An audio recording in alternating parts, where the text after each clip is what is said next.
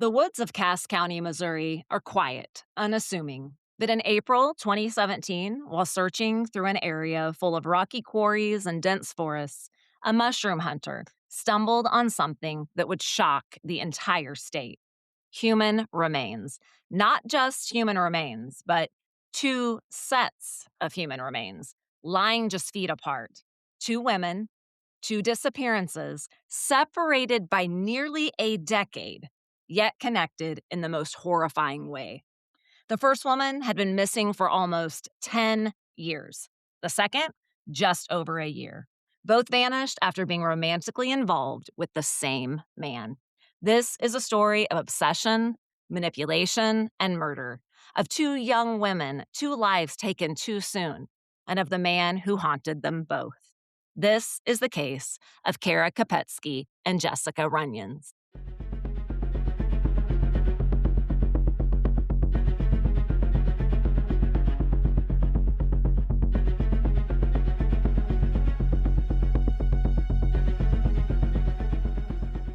Welcome to Missouri Mayhem, Mystery and Murder. I'm Mindy. And I'm Megan. Thank you for being with us today. If you are a new listener, welcome, and we are glad to have you with us. If you are a returning listener, we appreciate you and are grateful that you keep coming back for more. That's right, sister. We have the best listeners in the whole podcast world. We do. We love you all. We love you, and we're so thankful that you just keep coming back.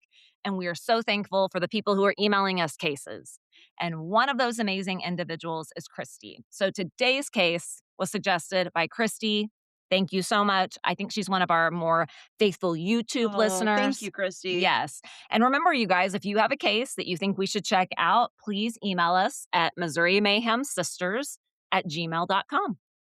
All right. Should we get into it? Yeah, today we're just going to get straight into this case because, like you heard in the opening, we're actually discussing two cases, Kara Kopetsky and Jessica Runions. And yeah, let's just get into it. All right. Okay, so let's start with Kara Kopetsky. Her life and disappearance. In the spring of 2007, Kara Kopetsky was 17, and she was living in Belton, Missouri. And Belton is a pretty tight-knit suburb community south of Kansas City.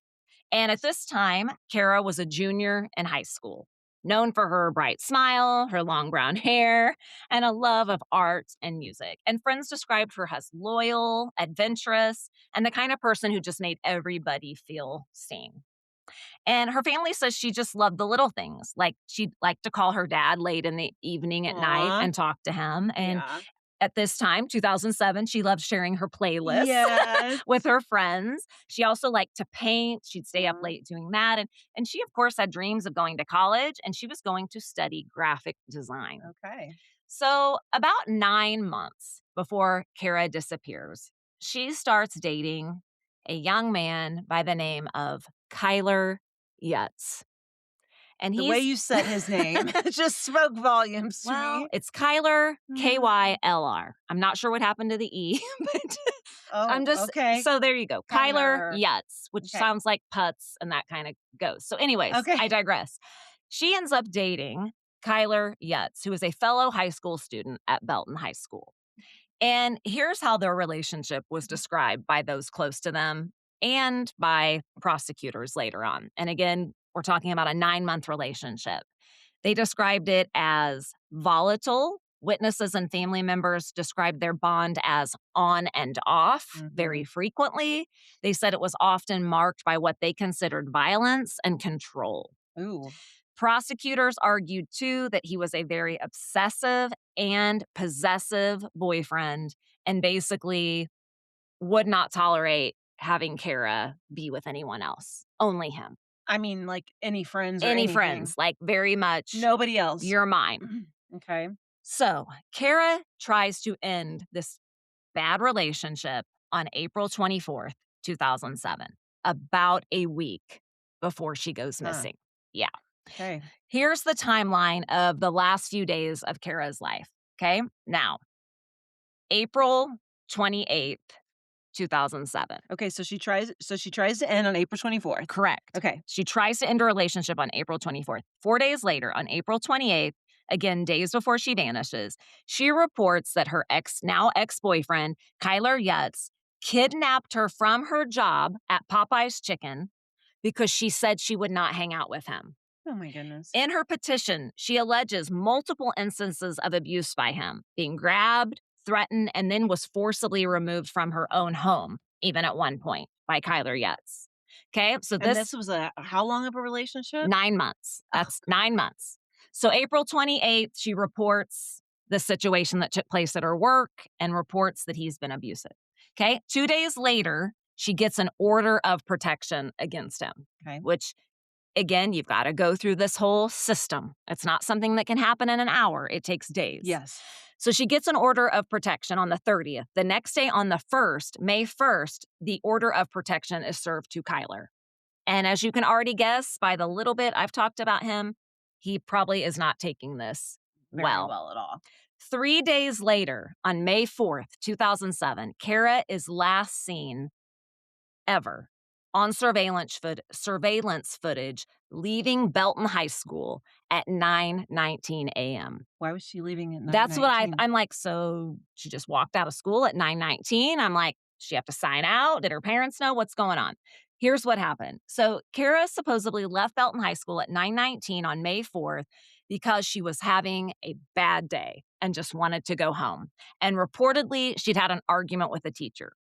Had So she? that supposedly, here's what is being said. Okay. And one thing to keep in mind too is she is a senior. He graduated the year before. He's a year So old. he's not in He the is high school not with in her. school with her. He Okay. has graduated. He's 19 at this point. So that morning, several things kind of happened. Kara supposedly had forgotten one of her textbooks at home and her work uniform. Okay. So she called her mom and asked her mom to drop the items off at the school office. Well, not much later, supposedly while in class, Kara had some sort of disagreement or argument with the teacher, which led her to walking out of the building shortly after. I never got clarification if she signed out. I never got clarification if she picked up the stuff from the office for sure. Okay. But they have her on footage leaving at 9:19 a.m.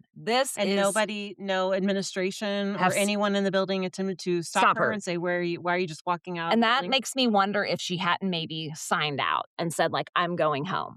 Now, Did you have to have a parents? typically, it's a little tricky because, technically when they're 18, even 17, they have some legal rights. But I don't know. And that it probably depends on the school too. Like, what is the school's policy? Yeah. If you're 18, can you sign yourself? I don't know. But she left at 9:19 a.m. And this was noticeably just 6 minutes after she had made a phone call to Kylr and 1 minute before he returned her call. So 6 minutes before she left the building, she She's tried in to call contact. Kylr. And then he called her back 1 minute before she left. Correct. So there's obviously something happening there. He's connected. So this is a bad day altogether. Yes. A neighbor girl reports seeing someone matching Kara's description walking north, which would be toward Kara's house. And then they claim they heard a car full of boys and someone screaming. That's what this person claimed. Now, Okay. honestly, the car full of boys things and the blood curdling scream, we never come back to that, really. It's Okay. just something a neighbor purportedly Heard. yes. Now, Carol was expected to come back to school. So that makes me think maybe they knew she was leaving for an hour or two. And I don't know. But they thought she was coming back. Well, she never came back to class. And later on, she was supposed to report for a 4:00 shift at Popeyes, and she never showed up for that. Okay. So again, she's never seen again after 9:19 a.m. on camera. And her mom, of course, I'm praying she's coming home. I still have hope. Days go by, weeks go by. Hope becomes fear. And at this time, guess how police initially treat Kara? Do you think they treat her as someone who might be in trouble? No, they probably treated her as a runaway. Yes. Time and time again. And probably didn't look into it until, 24 hours later. She was 18, blah, blah, blah. Right? All of that. All that. So they're like, no, we think Kara's run away, or we're going to wait, or let's give it some time. And her father's like, something bad has happened. Something bad has happened to my daughter. The protection order, the phone calls between her and Kylr, the sudden disappearance, it's all pointing to Okay. Kylr. Okay, so it's very obvious It's Kylr. that he did it. Something's, yes. So, I mean, all of these He did pieces. something to her. Right. So, you might be saying to yourself, surely then they go and arrest him, or they at least Question him. question him.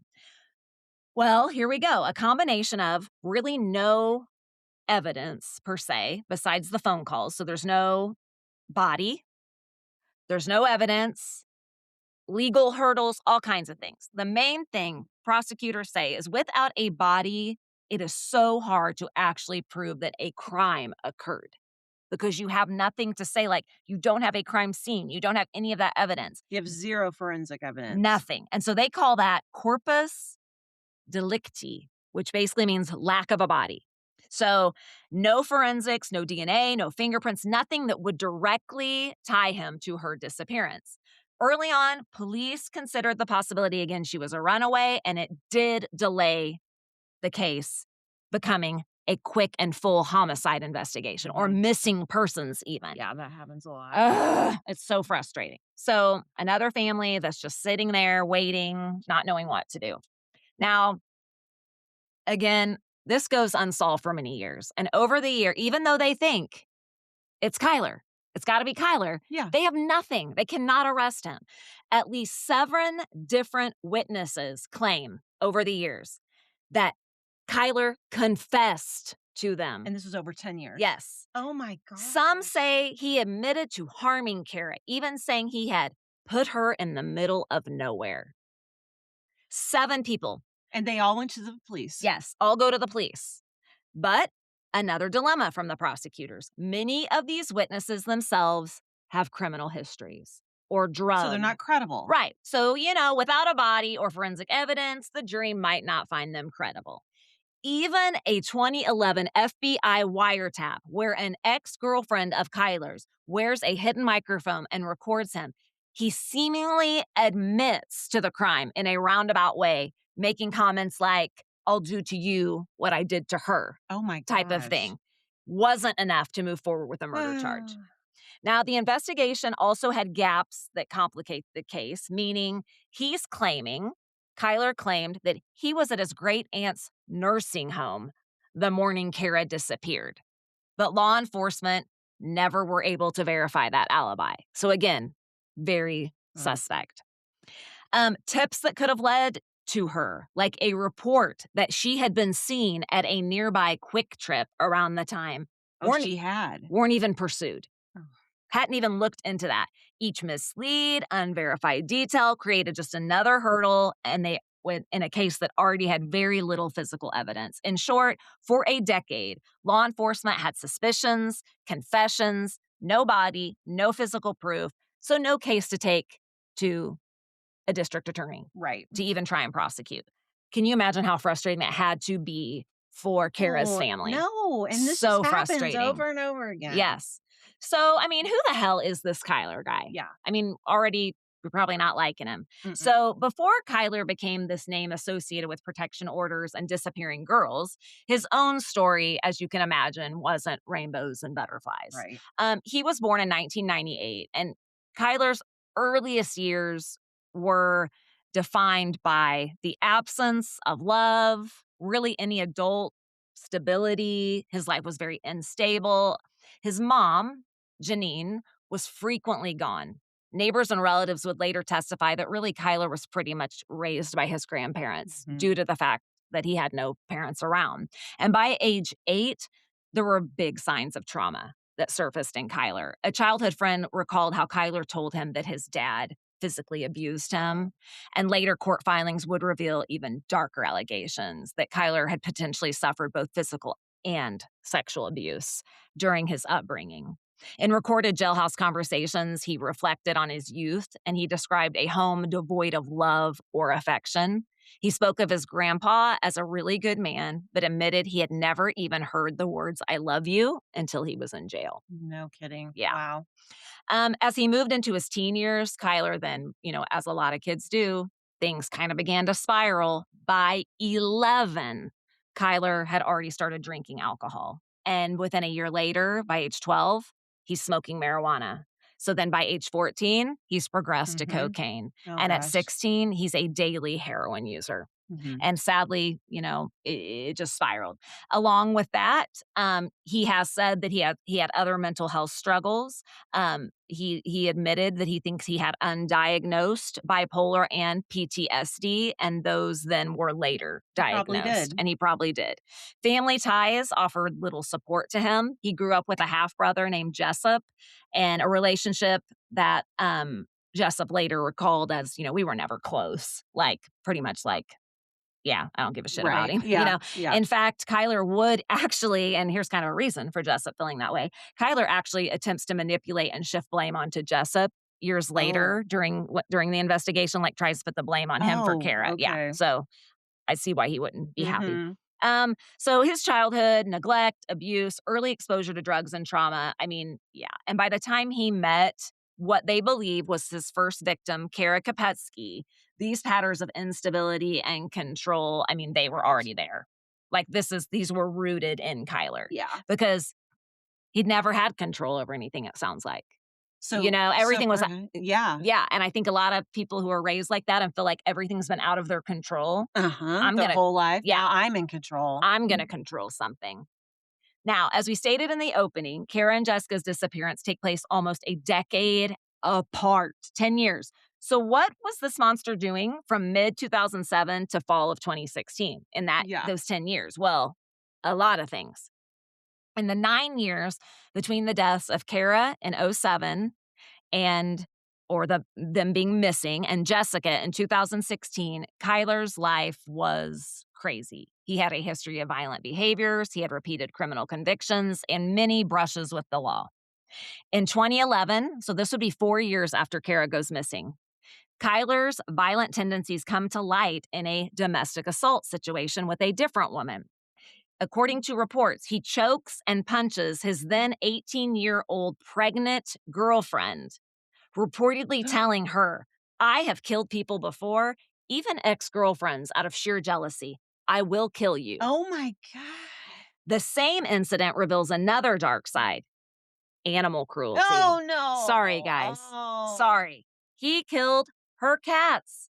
For this, he was charged with animal cruelty, but given probation. And later that year, he also served additional jail time in 2011 for stealing from a tattoo Okay, shop. you know how much I love animals and all I that. know. Everyone listening does. But killing animals is such a sign of Oh, evil.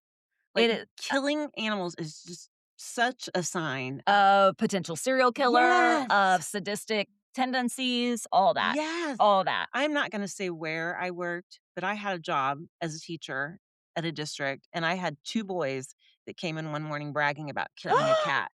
How about how they had killed a cat, And what'd you and say? it was I hated them those Mhm, boys. I'm gonna mhm. say it, I did. As a Yeah. teacher, I To hated see those them just to getting the joy out of hurting yeah, something and they that's were bragging about defenseless. it, and there was really nothing I could do. No. Nothing but just hear it and be And know if you say something, they're gonna just I say was something else just that's gonna sickened. piss you Yeah, off. or would you yeah, Ugh, yeah. yeah, so that No, that killing animals, that is yeah, huge red evil, flag. evil. And what I don't know is how much of this Kara knew about him even, like this Well, history, that's a very short relationship they had. 9 months. She saw the good in him in probably, like, the first week, and the rest of it was awful. Yes. There was no good. So 2011, he choked and punched his pregnant 18-year-old girlfriend, threatened to kill her like he had other girls, and killed her cats, and then also stole from a tattoo shop.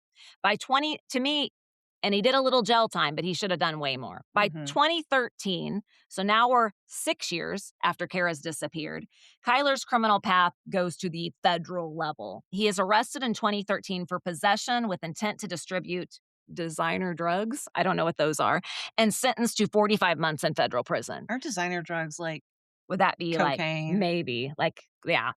He only served about 3 years of the 45-month sentence and was released to a halfway house in February 2016, and then he moved to home arrest in April 2016. Uh, So again, go to jail, get out, get in trouble, get out, get out, get out, and then now look. yeah. So it's like he's had all this stuff. He should have been in jail. even as he served time, law enforcement claim they never lost focus on Kylr. He always remained a person of interest in Kara's disappearance. According to investigators, they interviewed him multiple times in 2007, 2011, and again in 2015. So he's questioned 3 times in those 10 years About her. about Kara and just keeps getting ballsy. You would think he's been interviewed 3 times for disappearance. He wouldn't probably do this again or Right. wouldn't. Yeah. Like, okay, they're on to me or, Yeah. oh no. Okay. Again, we kind of talked about that earlier. We had the ex-girlfriend who helped the FBI, all that, put had on the wiretap. He allegedly admitted to choking and putting Kara in the middle of nowhere.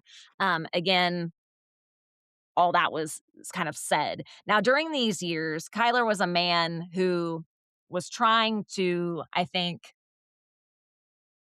plan his next victim. Really? I really think. I think Mhm.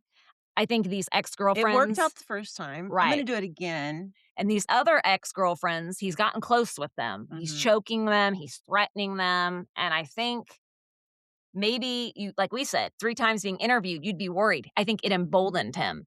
It made him like, "They ain't got nothing on me.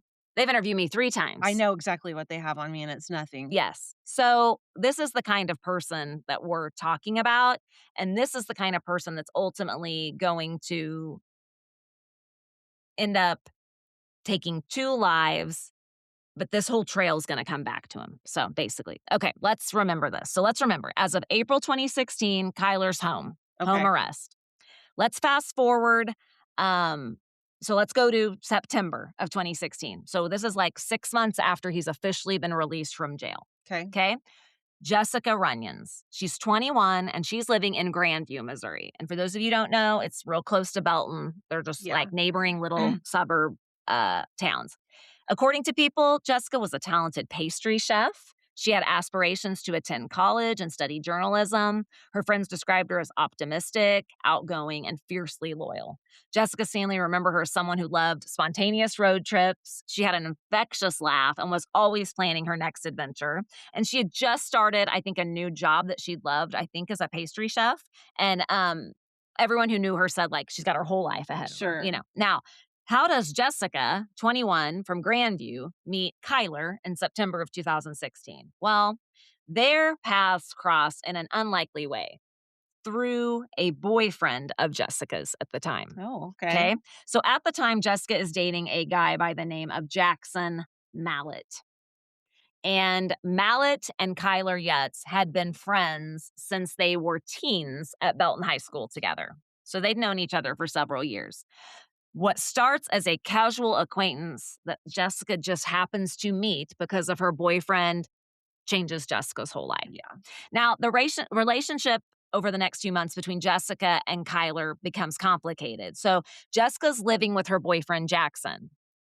They start experiencing some relationship troubles, Okay. and they even start sleeping in separate spaces. And during this time, Jessica and Kylr's friendship becomes something a little more intimate.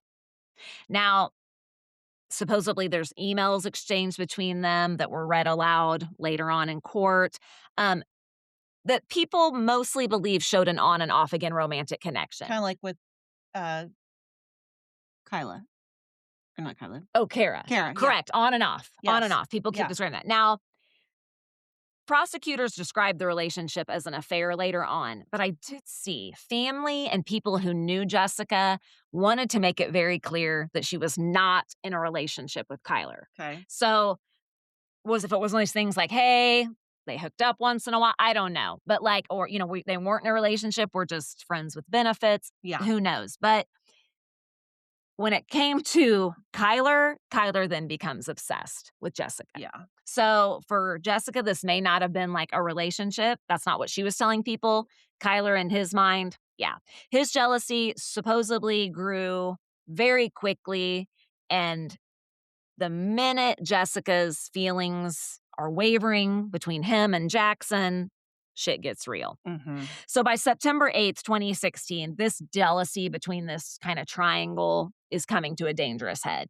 And at a house party, witnesses described Kylr on September 8th, 2016, acting very possessively and aggressively at this party toward Jessica. He's drinking heavily. He's arguing with everyone, and he's will not take his eyes off of Jessica at this It's almost party. like he's waiting for her to mess up. Yes, he's like the prey. He's like, Yeah. she says prey.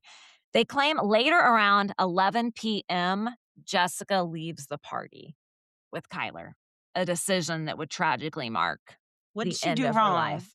What Yeah, did she do wrong at that party that yeah, like, yes. And why did she leave with him? And if people notice this happening, why did they let her leave yes, or him? did they hopefully people at least tried to discourage her from leaving. Mhm. The last time anyone sees Jessica live, she's leaving this party with Kylr. 2 days later, on September 10th, her black Chevy Equinox is found burning on a rural road. The fire, of course, largely destroys the vehicle, but investigators notice the evidence suggests this was set intentionally. So now we have her car set on fire, what they believe intentionally. She's gone missing. So it's crazy. History is repeating itself. Mhm. We've got 10 years. Kara's been gone, missing person, and Kylr is back at it. So to me, at this point, I would be like, this guy who Yes. dated Kara, Yes. now this girlfriend's missing. Yes. Just put 2 and 2 together, and it's gotta be the same guy. 1000%. Now, here's the thing. They knew he'd left. And they knew someone had intentionally set that car on fire. But just like with Kara, they had no Sure. hard evidence and It's just coincidence? and no body. So this happens in September of 2016. Supposedly, Kylr is questioned. Again, they cannot find any hard evidence except the fact he left with her. Fast forward about 6-7 months, April 2017, like I said in the beginning, a mushroom hunter in Cass County stumbles upon human remains in the woods. What investigators don't know at the time, they get out there, they start looking, there's 2 sets of remains lying just feet apart. They are very quickly, through forensic analysis, DNA, Mhm. able to identify, I think, some dental records that the first set was Jessica Runyons, who was Mhm. missing approximately 6 months, and the second was Kara Kopetsky, 10 years. 2 women, victims of this supposed same person, discovered, Well, obviously, they're right there together. yeah, in the same remote woods a decade apart. So do you think he placed one body there and then 10 years later went and put the other body next to it? He's gonna tell you. Oh, gosh. Yes, he basically fills us in on that here in a moment. The Kansas City medical examiner, FBI crime lab, and dental records again all confirm their identities. And sadly, these families who'd been wanting Mm. answers, some for 10 years, Yeah. got them, and it was more horrifying than they could imagine.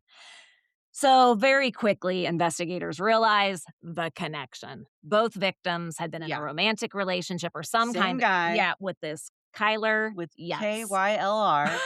YUST, and they both disappeared under suspicious circumstances. And now here their bodies are found together in this Cass County woods. So what do? Well, they look back and they say, yeah, he does show a pattern of abusive behavior, repeated confessions over the years to like 12 people, abusive tendencies, disturbing statements. Duh. One quote from a witness said, he said he'd done it. He told me he had to get rid of her. I couldn't believe it. Again, blatantly, and they're like, well, And that witness said something. you have you have a bad history. You've had a couple crimes, so we're not going to believe you. What? Right, no. Okay. So here we go. That was 2017. They make this connection. He's arrested. Takes 4 freaking years to go to court. Why? Because, of course, appeal, court date setback, COVID. So in Oh, gosh. 2021, Kylr's trial is going to bring evidence to light.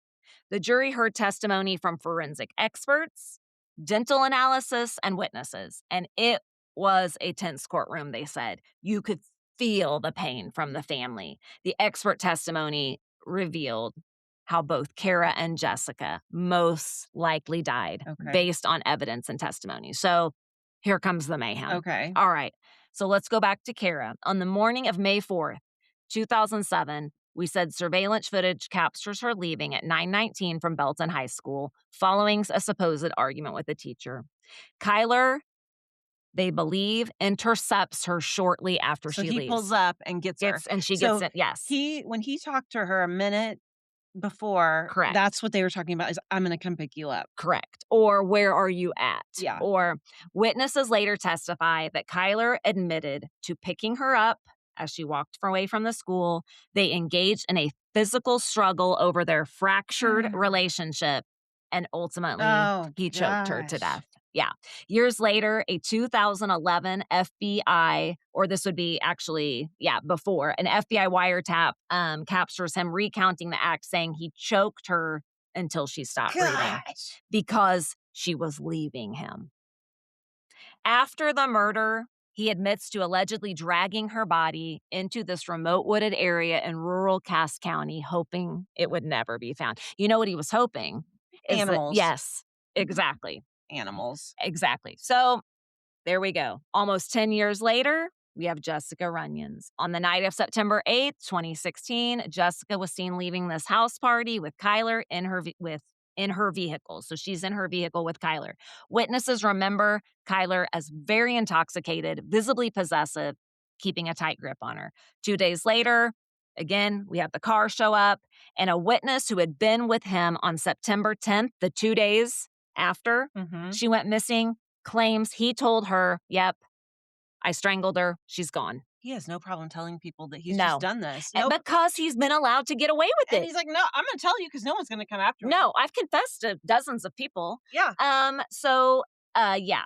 His half-brother, Jessup, corroborated this, telling police that Kylr had admitted to him to killing them and had even asked him for help in covering it up. God. And then he tries to turn it on him and claim it was his fault. Oh. Yeah.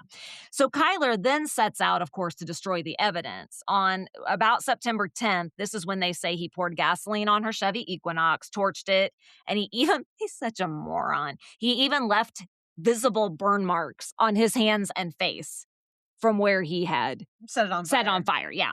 Prosecutors later state that he returned to what he called his spot, the same location in Cass County where he'd left Kara. That's where he decided to leave So Jessica's he body. left her next to her body. Yeah, he's like, no one's found Kara 10 years. for 10 years. So I'm just going to leave this And one here too. I walked out here and I see her body still here. Yep. Yeah, he would have seen her bones. Did he even bury them, or No. they weren't even No, buried? they weren't even buried. No, they were And just, April is mushroom season, so literally someone was out, like, yes, looking for looking. And he's morels. such a dumb shit. He's like, yeah, because I can't believe she didn't get found with sooner. mushroom hunters sooner than Sooner. that. Agreed. Yes, the jury finds Kylr guilty. They only gave him voluntary manslaughter in Kara's death and second-degree murder in Jessica's death. I think both of those should have been first. Yes. Yeah. Here's what the recommended sentence was: 15 years for Kara What? and life for Jessica. What? How are they so different? Same. I'm like, guilty sentences are so confusing gosh, on is it how by the they same decide. judge? Yes, this is the same judge. So it has to do with what the I'm sure he did a plea deal of some sort probably when he knew he was going down. But he Get is, life for one and 15 years for the other. yes. So good news, he can never get out. The family statements, of course, were heartbreaking. Kara's mom said, "I just want to know my daughter is safe somewhere and that justice has been done." Mhm. And Jessica's father, "I'll never, ever get to see or hear her laugh again. But I want people to hear her story." Mhm. And that's what we're doing. And the fact that, Jessica's father's like, "I just want people to know her story. I want Yeah. people to be able to learn from it." That's And what we are doing. yes, and that's what we're doing. So, of course, Kylr YutzChallenges appeals.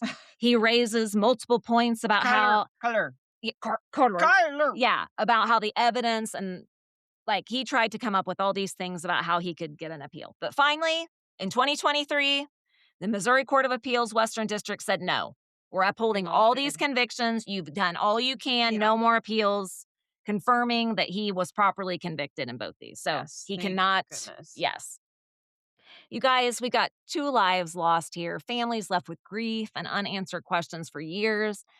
And finally, closure comes through the justice system. But is there ever real closure? No, not for these families because that will never bring Kara back or No, Jessica back. These no. 2 young women who had bright futures that were taken away because a man thought he had control. Yeah.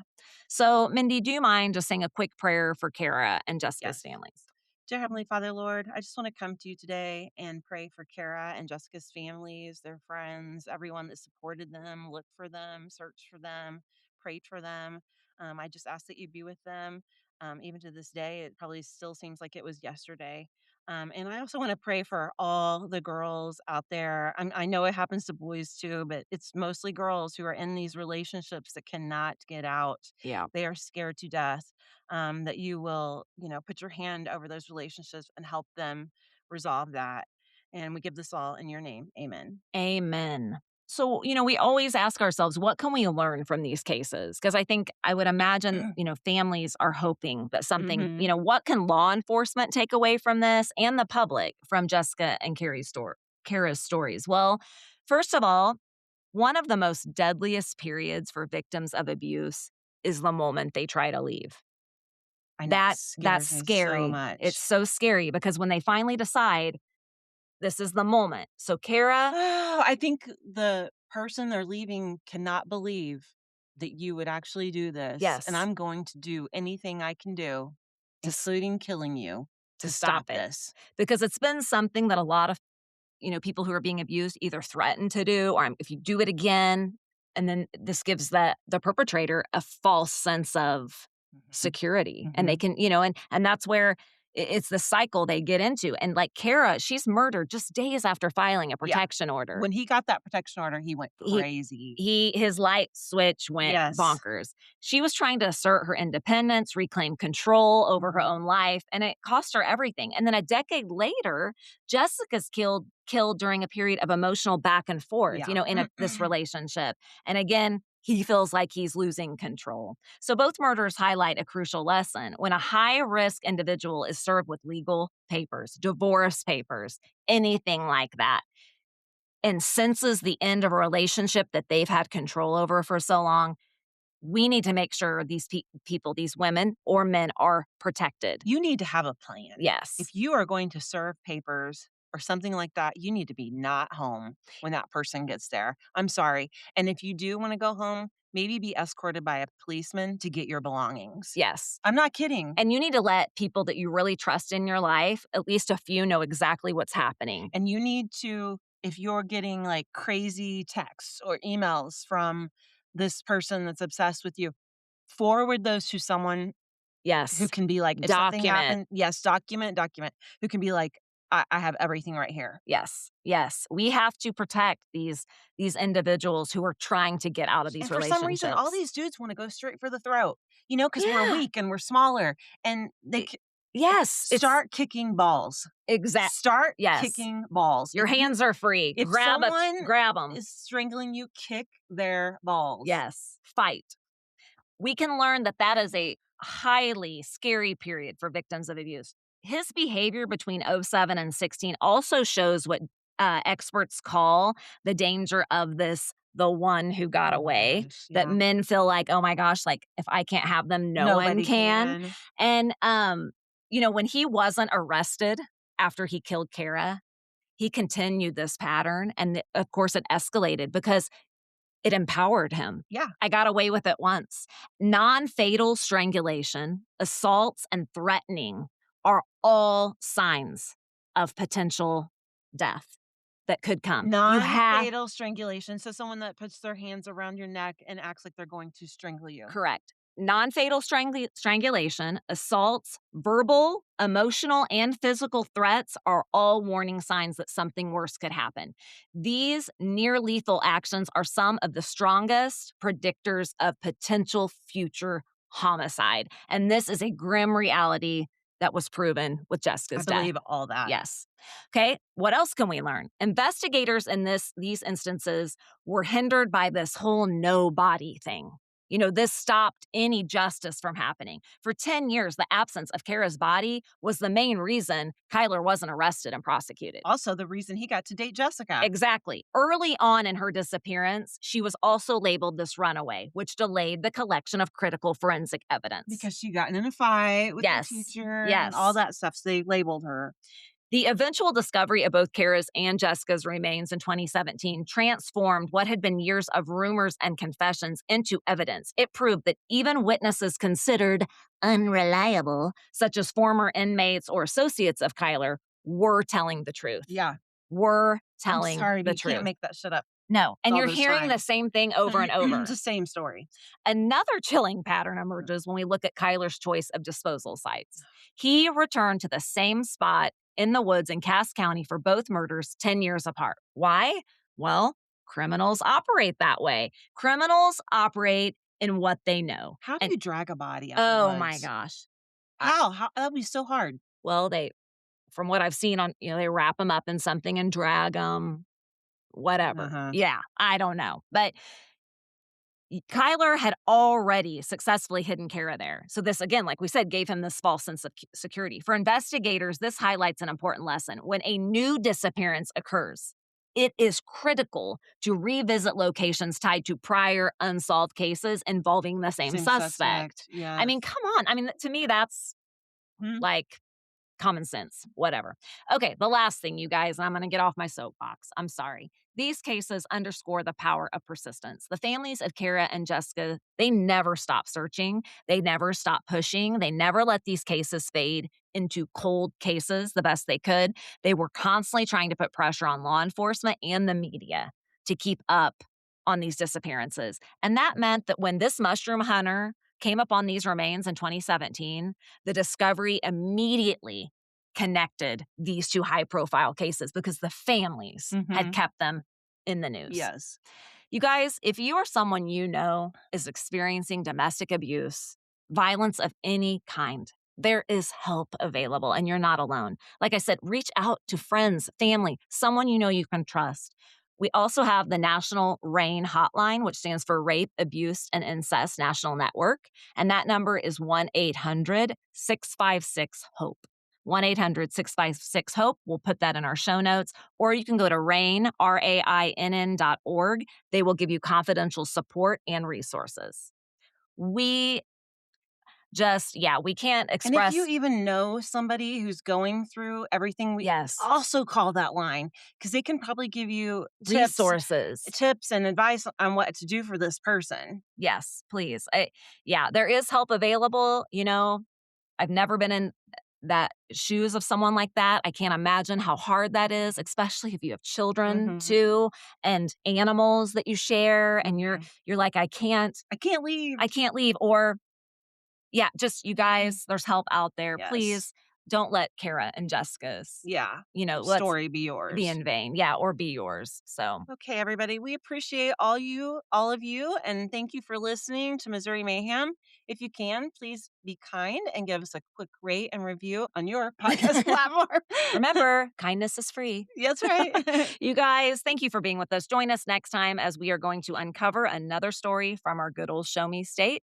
And don't forget, listeners, as always, we want you to stay safe, stay kind, and stay curious. This has been Missouri Mayhem. I'm Megan. And I'm Mindy. Missouri, you bring the mystery. And we'll bring the mayhem. Peace out.